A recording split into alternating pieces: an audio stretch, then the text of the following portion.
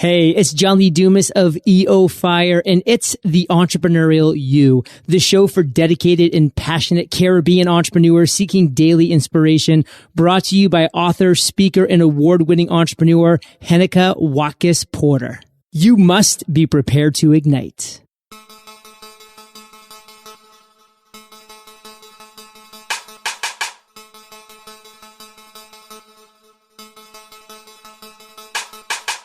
Coming up on this episode of The Entrepreneurial You.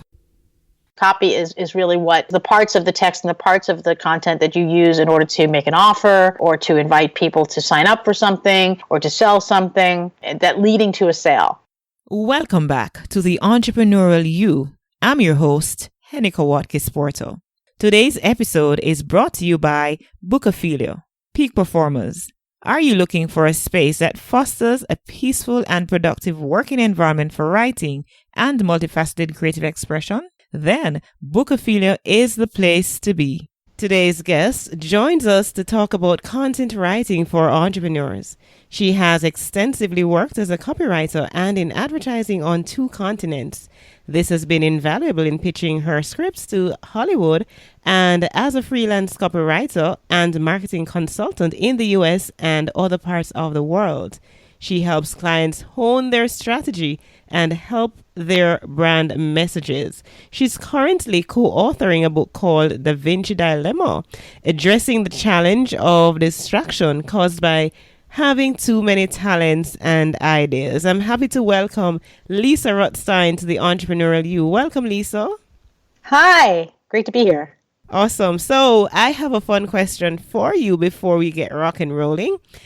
If you were at a friend's or relative's house for dinner and you find a dead insect in your salad, what would you do?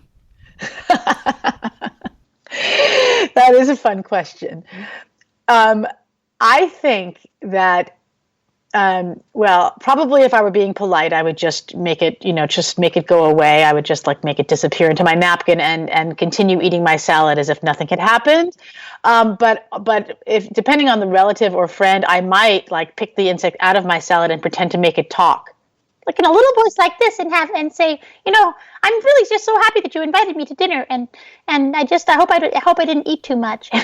Or something because I just like to be creative with what I find. Yeah. And then, you're segueing pretty much, so nicely into what we're going to be talking about. But before we jump into that too, I want you to share your Twitter handle and website so that along the way, our listeners can connect with you. Okay, well, I have a few different names on the internet. If you want to connect with me on Twitter, you'll be looking for @DaVinci Diva. So it's like Leonardo da Vinci and the word diva after that. That's having to do with my book that you mentioned, The Da Vinci Dilemma, which is going to be coming out later in 2017. And you can find me on Facebook at facebook.com. The Lisa Rothstein is my personal profile, and facebook.com. Your Creative Consultant is my business page. You can find me on LinkedIn. I don't do much on Instagram. And that's about it. Oh, and at the end of this broadcast, I was going to be giving away something. I'll mention it to you right now. If you go to lisarothstein.com/copy brainstorm, you'll be able to download a terrific little tool that I use with my clients to help them create their own copy. So, but you can find out more about me at lisarothstein.com.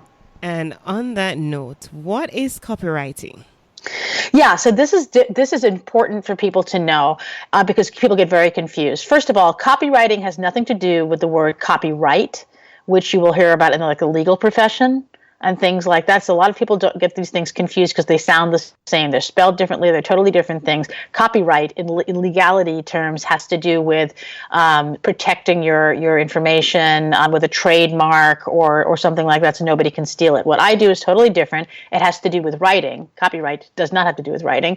Copywriting has to do with writing the kinds of texts and the kinds of content that sells your products and services. So it's a little bit different than content writing because all copy is content, but not all content is copy, if that makes any sense. Makes all the sense in the world. Yeah. But you're going to elaborate, right? I am, but no, I've never had anybody ask me to make that distinction before. But so, for example, a blog is content, but it's not copy. a podcast is content, but it's not really copy. But the parts of the podcast where we might offer something or sell something, that you would consider copy. Because copy is really what is the parts of the text and the parts of the content that you use in order to make an offer, or to invite people to sign up for something, or to sell something, that leading to a sale. So that's really what all that's about. And on top of that, then there's the confusion because there's lots of different kinds of copywriting. When I was in the advertising business, and maybe some of your listeners have watched the television show Mad Men, which was from a few years before I started, but still, that was the kind of copywriting that I used to do. The Peggy character who wrote ads for lipstick and things like that. That was the kind of copywriting that I did for many, many years. And that's great for big brands, and it's kind of old-fashioned, but people still do it. When you watch a television commercial, or you read an ad in a magazine, or you hear something on the radio, that's copywriting too.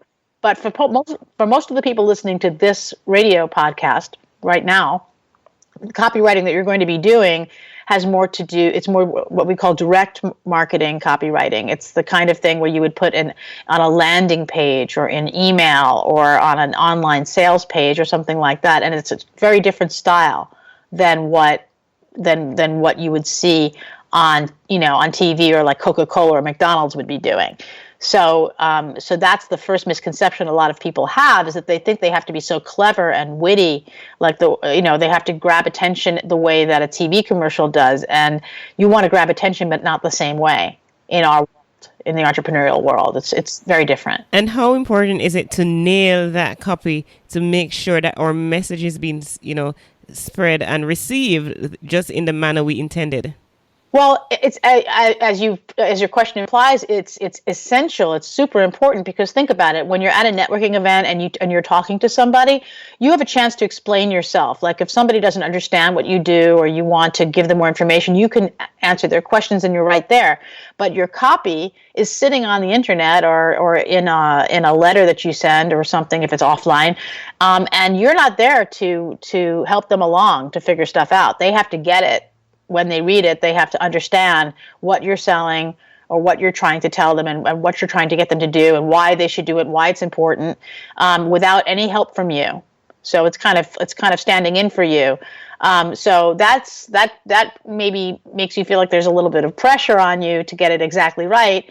And there is, but the good news is it's not as hard to get it right as a lot of people think it is. Because again, you don't have to be a genius, you don't have to be like a madman, and you don't have to be even a great writer. And I'm not saying that just to make your listeners feel good. It's absolutely true that writing in a more authentic way, like you would talk, is way more effective for someone in business, an entrepreneur in business who deals directly with customers. It's way more effective to do it that way than to come up with "just do it," or some kind of clever tagline for your business. Everybody's always asking me to do that for them, and I'm thinking, you don't want that, because it's not that you don't deserve it, it's that it doesn't work in our world. It's too slick. You want to be more human about it. So the good news is that the more you understand your customer and what they're looking for, what problems you're solving for them, and the more you just talk about those things, which you already know how to do, or you wouldn't be in your business, the better it really is. But I think a lot of people don't want to believe it's that simple. You said something very, it is very important that you need to think about writing just the way you talk. Sometimes I believe why we're so afraid is that we're overthinking it. Mm-hmm. It's true. Listen, even people who write for a living get paralyzed by the blank page. They want everything to sound exactly right and be exactly right. And you're like, what do I put down there? Where if you were just chatting with a friend, you wouldn't sit there thinking, I wonder if I'm saying the right thing. Oh, is this the right word? So people who have that kind of paralysis, one of the exercises you can do, and it may not even be an exercise, you may decide to just continue to do this, is to actually just talk your copy. You can record yourself talking, and then you can have it transcribed, and then you can use that as a kind of a rough draft. One of the things I love to do with my clients and students, because I do teach people about writing copy as well, is if I'm in a room where people can pair off, and you can do this with a friend, I have people, choose a partner, and then I make one of them pretend, okay, you are your ideal client. You're the person that you're talking to, and now you're going to your therapist to talk about your problems. And so one of them plays the therapist and one of them plays the client. And I'm like, okay, you can even lie down if you want to, and somebody should record what you're saying. And so now I want the therapist to ask you questions. Okay, so why did you come here today? What seems to be the problem? Oh, well, supposing this person's a relationship coach and her client is someone who wants to find, the man of her life or something. She might come in and she might say, oh gosh, I haven't had a date in like 2 years and I really feel like it's never going to happen for me. And the therapist can say, well, okay, well, tell me more. Why is that a problem? Oh my God, I'm so lonely. And when I go to my family for the holidays, everyone's always asking me when I'm going to get married, and I don't even have anybody that I'm seeing, and I feel like such a loser. And I when I go on a cruise or on vacation, it always costs me more, and I feel horrible. On Valentine's Day when everybody else has a date and I don't. I mean, whatever they might say. I want to have children, and it's getting late for me, and I'm afraid I'm going to die, and I'm not going to have kids. I mean, you can say the kinds of things. I mean, as wild and wacky as you want. This is not necessarily going to go into your sales copy, but it does kind of put you in touch with the real feelings of the person that you're talking to, so that when you actually listen back to your recording of you pretending to be this person, you could actually take some of that and put it into your copy. Do you have you been out of relationship for so long you're afraid you might never find another one? Do you dread family reunions because of all the questions you'll be asked by everybody? Do you hate going on holiday alone? Do you worry that your biological clock is ticking and it may be too late for you to start a family? I mean, those kinds of things. If you think that that's what's bothering your people, if you put that in your copy, they're going to go, yeah, that's me. She understands. Oh my God, that's amazing. How did she know? Mm-hmm. So it's as if approaching it as though you're talking to a real person, because you are talking to a real person. Yes, and that's one of the big tips that I talk about a lot. Each person who reads your stuff, they're reading it by themselves. You may think, oh, I'm talking to potentially millions of people, but each human being who reads your stuff, they're all alone. They are having a conversation in their mind with you, just them. So never, ever write your copy like you're writing to a big crowd of people. Hey, everybody. Don't even say that on your podcasts or if in your webinars. Don't say, hey, everybody, or all of you out there who have this problem. I'm talking to you. Never do that. Always act as if. In fact, when I work with people, I even draw a picture of who their ideal client might look like a cartoon, and I give them a name. And it's like, okay, if her name is Susan, you're talking to Susan right now. Think about Susan, only talk to Susan, and then all the Susans of the world will feel like you're talking to them. But if you talk to a room full of faceless, nameless people, you aren't going to make that human connection that is so essential for a copy to really land with people. But you'll notice that the stuff that I said before, that I said you could use in your sales copy, I didn't have to write that. That wasn't literary genius. It's just the way people talk. Anybody can do it. It's not, and that's a myth. I think a lot of people think, oh my God, I have to be a talented copywriter. It's true. I know a few tricks, and I do this for a living. So yes, it might be a little bit easier for me to just sit down and crank it out, or I can take something that you've done and maybe tweak it to make it a little bit more direct, or a little bit more logical, make the flow a little bit better. But really, it's up to you to understand who your client is and what their problems are and how you solve those problems. It's not up to, I can help you express it maybe a little clearer. But if you don't know the answers to those questions, it's not, I think I see a lot of people hiring a copywriter too early when they don't understand what their business is about and who their ideal client is and what their problems are. And they expect the writer to kind of figure that stuff out for them. And they think their problem is that they don't know how to write. But their problem is not that they don't know how to write. They don't know what to write because they don't know really what they're selling or who they're selling it to. And who they're selling it to. Very important point. So we take a break on that point, Lisa, so I can thank my sponsor. And when we come back, we want to talk about the importance of storytelling in copywriting. Peak performers. Success is something that we gradually work towards as an end goal, but we need to be in the right environment to make it happen. Bookophilia is dedicated to providing a space for book, coffee, and tea lovers, creatives, educators, students, and professionals who want ideas, innovation, and inspiration. They have a wide variety of high-quality books, a cafe, events such as book launches, signings, and art exhibitions, and professional services uniquely tailored to your needs, culture, and tastes. Their environment provides for the full literary arts experience, allowing for multifaceted creative expressions. Find them on Facebook, Instagram, and Twitter at Bookophilia. Welcome back, Lisa. Thank you for hanging with us. We go into something spicy in copywriting, something more spicy because we've been talking all spice since we got on, and that's using stories in copywriting and the importance of crafting a story. Oh, yeah. This is something that's very hot to talk about right now, but it's always been a terrific tool to use. And a lot of people get confused. What does it even mean, storytelling? And does it have to be all about me and things like that? So there's a few different kinds of stories that you can tell in your copy. That's enough for like a lot of people have done whole courses about this. But storytelling is great because people have always loved stories, and we're wired for story, and story helps create connection. When you tell stories about yourself in your copy, for example, if you have experienced some kind of a transformation or a breakthrough, and you are now selling something that's based on your own experience, having come through some kind of a problem or something like that, then telling your own story does two things. One, it connects you with your client. It says, I understand what you're going through. Look what happened to me, and I came through, and here's what happened. So I can understand where you are right now and how to lead you through it. And then it also gives you credibility. I've done it. I've been there. I solved the problem. Now I'm going to help you solve the problem. So that's one kind of story. But then you can also tell stories about your clients. And how they transformed or had, your success stories and things like that. If you don't have any of those, you can use parables. And fables and parables and stories to kind of make a point, the way you might have seen in the Bible or Aesop's fables or something like that. People who make speeches do that all the time. They'll tell a story about like a mythical person.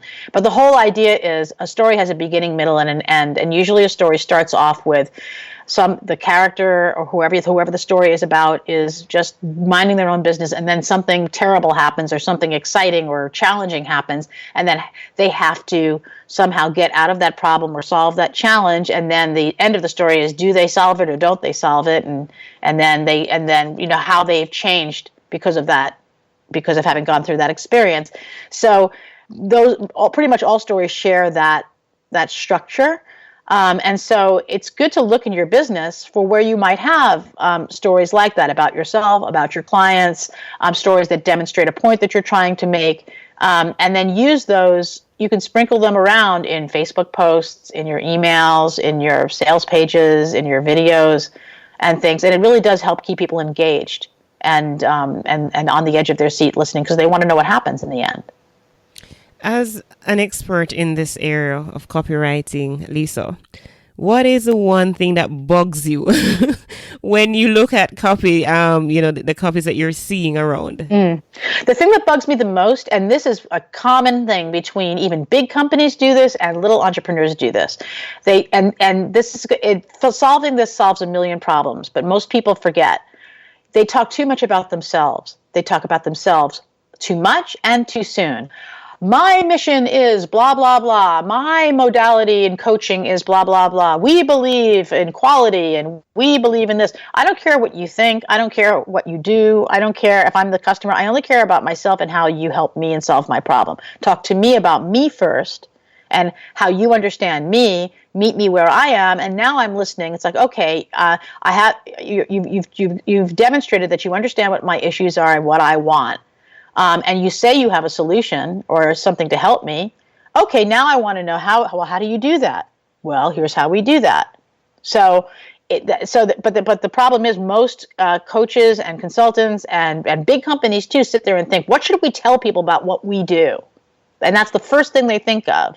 And it's the last thing anybody's interested in. until, you've heard the expression, nobody cares how much you know until they know how much you care.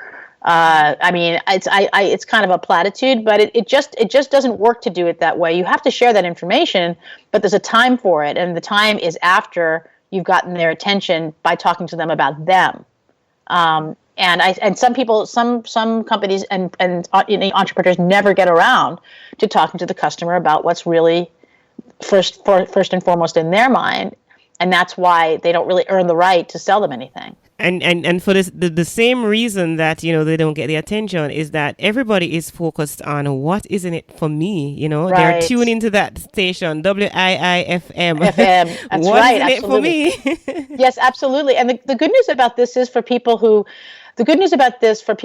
are maybe a little bit hesitant about doing their own writing is most of the people I know who worry about copy are worried about, like, what do I say about what I'm doing? What do I call myself? What do I say? It's like, don't worry about that right now.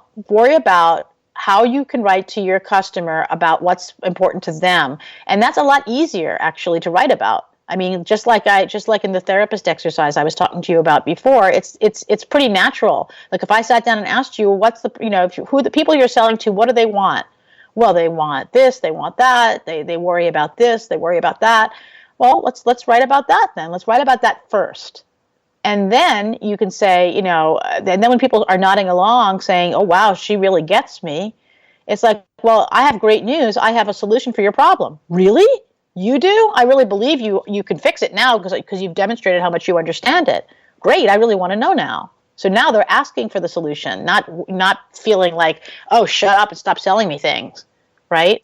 And so that's the biggest mistake that companies of all sizes make this mistake. They forget how to have a conversation with people before they sell them. Right. So our community of peak performers are listening right now, Lisa, and I am just looking at one now who's probably saying, okay, I have this next ad I want to send out. I want to craft not a newsletter, but I want to craft an e-blast so I can send out to my audience. Take us through that moment. Let's say they're selling clothes, ladies' shorts, for example, and they want to now connect with their audience. Take us through that step of copywriting. Well, I mean, a lot depends on how much they've already engaged with people. So this is an important point. If you're just sending out emails only when you have something to sell, then you're probably, you're not going to have as good results. If you sometimes send emails that also just talk about the other things that people are talking about. For example, if your client sells clothes, then maybe you're talking about, the latest trends in fashion or what people are wearing on the street, these days and wherever, and basically showing them, or what different celebrities are wearing and things like that. Some kind of content that's not necessarily sales content. And then, either at the end of the email or in the next email, say, hey, if you liked what I showed you last time, here's we actually have some great shorts that do exactly that thing. If you liked what you saw Gwyneth Paltrow wearing on Fifth Avenue last week, we have these shorts. Or if you're solving a problem, like, I don't know who your clients are, but maybe these women, if they're women, are a little bit larger, and they're not sure that they can look good in shorts. It's like, here's how to look good in shorts. Wear solid colors, wear a bright colored top, choose the right length for your shorts. I'm just making this up off the top of my head. I had no idea. Here are the kinds of shoes to different. If you're wearing Bermuda shorts, then make sure you wear a kitten heel. If you're wearing short shorts, make sure you wear like platforms. I don't know. I have no idea if this is true, but you're telling me stuff that's like, oh yeah, that's actually a good tip. That's great. Oh, by the way, here's my product. Oh, great. And maybe make some recommendations about how to wear it. Tell them how they can best, like, oh, if you wear it with this shirt or with these shoes, you can dress it up, you can dress it down. So you're making them excited about the product by giving them ways that they can incorporate it into their life. And also understanding what problems they're trying to solve. I mean, you're thinking, well, what, clothes don't solve problems? Well, yes, they do. If you're worried about how big your butt is, clothes solve a big problem. If you're worried about what to wear, what can I wear to work that I can also wear out to dinner? Oh, well, these shorts, these city shorts come down to your knee, so they're totally appropriate for the office, and then you can put on a nice little blazer and go out to dinner. I'm, again, just making this up, but I don't know see how much fun it is to write copy when you kind of know what these people are caring about, though. It's not that hard, and it's also not, here it is, here's the price, buy it, that's not copy, It's, you have to kind of, finesse it a little bit to where it's here's a structure I like to use. It doesn't necessarily work with clothing as much, but a structure I like to use is what I call this kind of a 5-step process where it's like, oh no, I have this problem. Oh dear, I have this problem. Good news, we have a solution. Here's why it's great. Here's why it works. That's right. You never have to worry about this problem again. And oh, by the way, we have an extra bonus thing. But wait, there's more. So you see this on infomercial. You see this on infomercials all the time. And it works. Oh, it does. Well, it works because obviously it works, so they wouldn't keep doing it. And it's a little bit of a story structure that has been working forever.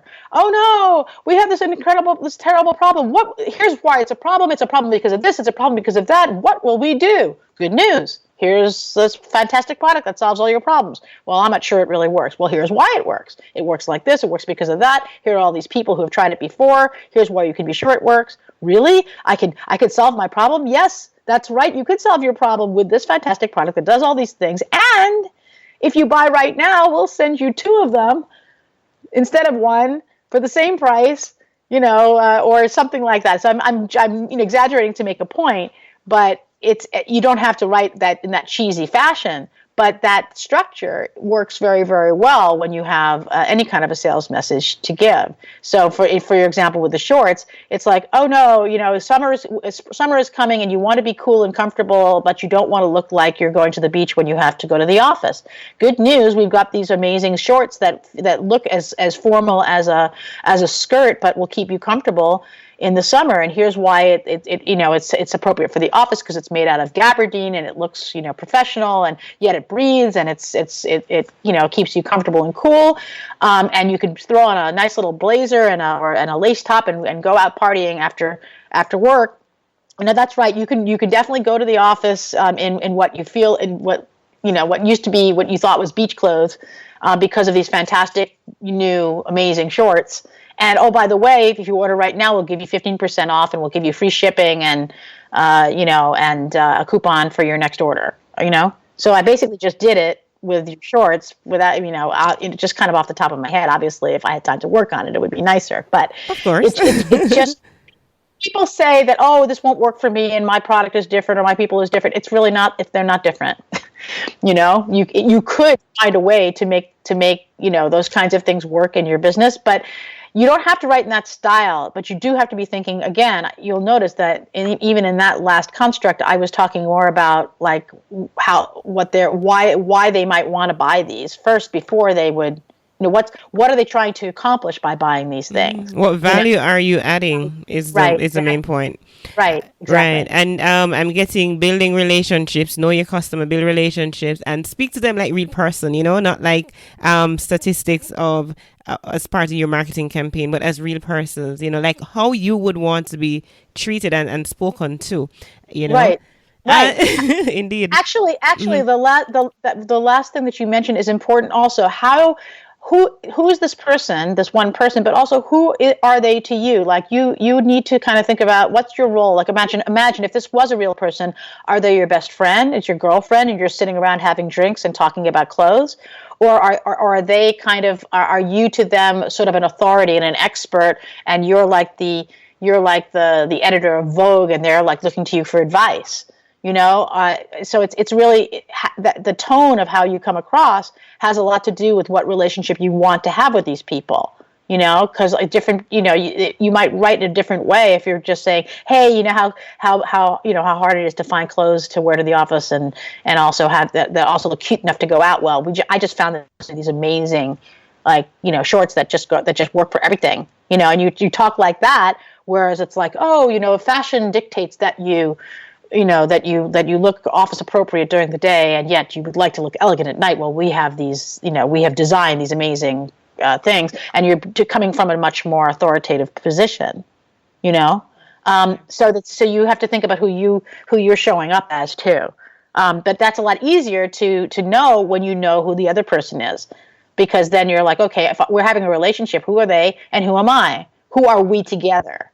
Are we friends or are we, associates, business partners, colleagues? Exactly, Yeah. exactly. And then speak in that voice. It makes it a lot easier to write, and it also allows you to remain consistent over time. Because if in one email you're like their best friend, and the next email you're like, their Distant, lawyer, yeah. then they're going to be like, who the heck is this? I don't understand. Like, what is this relationship about? So if you keep it consistent and standard, you'll know how to show up every time. It'll be easier to write, and they'll trust you more because they know what to expect when you show up in their inbox. So, a very important point, as you mentioned there, not just know who your customers are or who it is that you're speaking to, but to define who it is that you are as well. Who are you presenting to these persons that you're speaking to? Awesome. And I can understand, and I know our peak performers listening can understand why you're the expert and why you're on this podcast talking about, copywriting and how to do it successfully. At this point, Lisa, I'm going to ask you to plug again your Twitter handle, your website, and remind us of your giveaway that you have for us. Okay, so my Twitter handle is Da Vinci Diva, and so that's where I talk about mostly about how to be productive when you are multi-talented. And then on Facebook, you can find me at The Lisa Rothstein or Your Creative Consultant. And what I would love to give away to your listeners is a brainstorming tool. It's basically a form that you fill out. You just answer some questions, and you'll see you're basically writing your copy for your product or your service right as you answer the questions. You can find it at lisarothstein.com/copy brainstorm, all one word. And you'll be able to download that right away. I think it even comes with a video that walks you through how to use it. So I use this with my clients. It helps them get clear on what they're selling, what the benefits are, all the things we've been talking about in this podcast.